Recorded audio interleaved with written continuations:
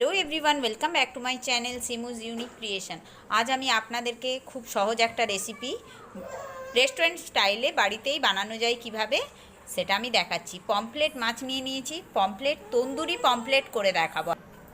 Tandoori pomfret করার জন্য আমার লাগবে, আমি এখন পমফ্লেট মাছটাকে ভালো করে ম্যারিনেট করে নেব। তো তার জন্য আমি নিয়ে নিয়েছি পাতিলেবু হাফ পরিমাণ, এইটা নিয়ে নিয়েছি। আর লাগছে আমার গোলমরিচের গুঁড়ো আর হলুদ গুঁড়ো।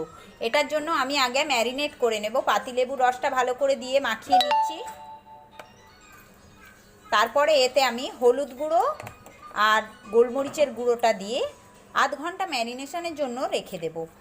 দেখে নিতে হবে পমফ্লেট মাছটায় যেন না একটু জল থাকে, জলটা ভালো করে শুকনো করে নিতে হবে। আমি এবারে হলুদ গুঁড়ো আর এটা দিয়ে দিচ্ছি, দিয়ে ম্যারিনেট করে এটাকে ভালোভাবে মাখিয়ে এটা আধ ঘন্টার জন্য আমি রেখে দেব।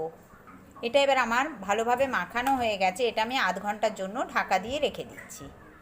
এবারে আমার মশলা বানানোর জন্য এখানে লাগছে আদা রসুন বাটা 1 চা চামচ পরিমাণ, বড় চামচের 1 চামচ, Kashmiri red chilli powder, chaat masala, নুন, লঙ্কা গুঁড়ো একদম অল্প নিয়েছি আমি, আপনারা চাইলে স্বাদ মতো নিতে পারেন, বেশি খেলে বেশি, কম খেলে কম, কস্তুরি মেথি, এটা হচ্ছে তন্দুরি পাউডার, আর এটা হচ্ছে আমচুর পাউডার। তো এগুলো সব আমি একসাথে একটা মিক্সড গ্রেভি করে নেব।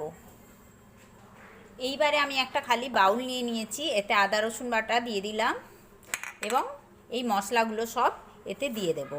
দিয়ে আমি ভালোভাবে এইগুলোকে একটা এইভাবে হাত দিয়ে মাখিয়ে একটা মশলা বানিয়ে নেব।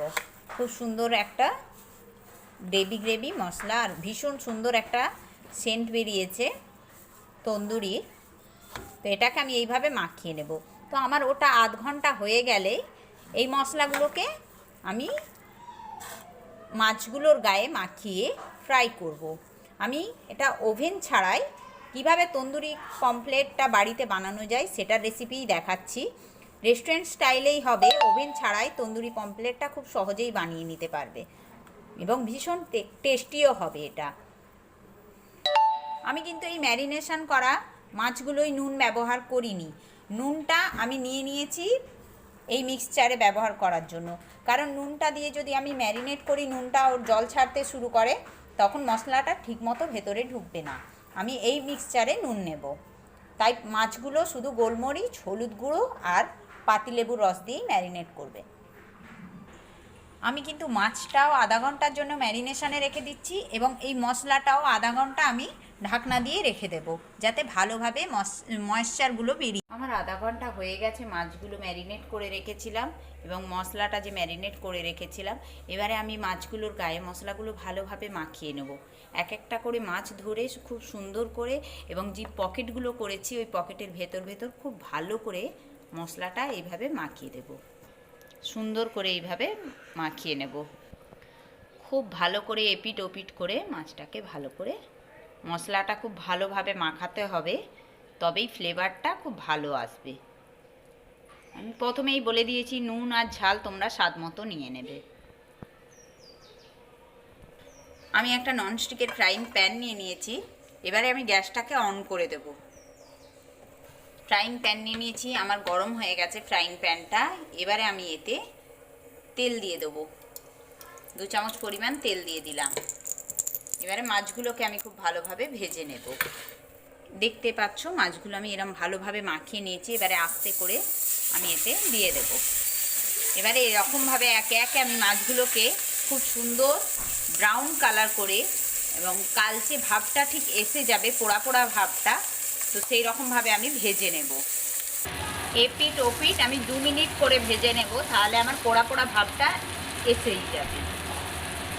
আমার ফ্রাইং প্যানটা যেহেতু ছোটো, আমি একটা একটা করেই ভেজে নিচ্ছি, আর একটা একটা করে ভাজলে খুবই ভালো ভাজা হবে। আর যদি আপনাদের কাছে বড় ফ্রাইং প্যান থাকে তো দুটো একসাথে ভাজতেই পারো, একটা করে ভেজে নিলে খুব ভালোভাবে হয়।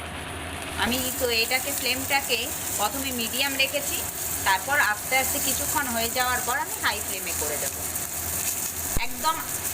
একদমই আস্তে করা যাবে না, হাইয়ের থেকে একদম হাই মিডিয়ামের থেকেও একটু কম, পুরোপুরি হাইও না পুরোপুরি মিডিয়ামও না, ওই রকমভাবে ফ্লেমটাকে রেখে দিতে হবে যাতে মাছটা খুব ভালোভাবে ভেতর থেকে হয়ে যায়।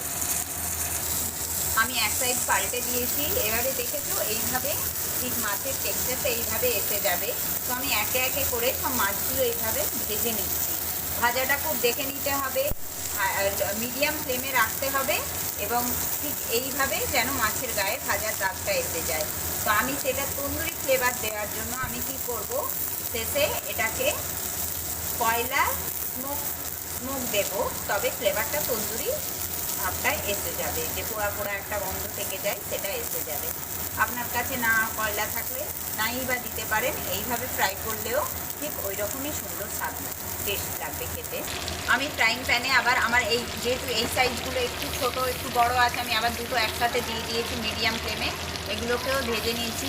তো আপনাদেরকে খেয়াল রাখতে হবে যখন ফ্রাই প্যানটা বসাবে, ফ্রাই প্যানটা যেন ধোঁয়া ওঠা গরম থাকে এবং তেলটাও যেন ধোঁয়া ওঠা গরম হয়, তবেই মাছগুলো দেবে, নাহলে চিটে যাওয়ার সম্ভাবনা থাকে, তলাটা ধরে যায় আর কি। তবে সেই রকম বুঝেই মাছটা ভেজে নিতে হবে এপিট ওপিট করে। আমি এই রকমভাবে সার্ভিং ট্রেতে সাজিয়ে নিয়েছি, আপনারা নিজেদের ইচ্ছা মতোভাবে সাজিয়ে নিতে পারেন। এবং আমার কালারগুলো দেখছেন মাছের যেইভাবে হয়েছে, এতে চাইলে আপনারা কয়লার স্মোকটা দিতে পারেন, নাও দিতে পারেন, এতেই সুন্দর ফ্লেভার এসে গেছে। এর ওপরে শুধু পাতিলেবুর রস আর চাট মশলা দিয়ে এবারে অনায়াসে খাবেন। এত সুন্দর টেস্ট, মুখে লেগে থাকার মতো, এবং রেস্টুরেন্ট স্টাইলে বাড়িতে খুব সহজেই কম জিনিস দিয়ে খুব ভালোভাবেই বানানো যায়। নিশ্চয়ই একবার ট্রাই করবেন, আমার চ্যানেলটিকে সাবস্ক্রাইব করবেন, লাইক করবেন এবং ভালো লাগলে নিশ্চয়ই কমেন্ট করো এবং শেয়ার করো। আমি আরও নতুন নতুন রেসিপি নিয়ে তোমার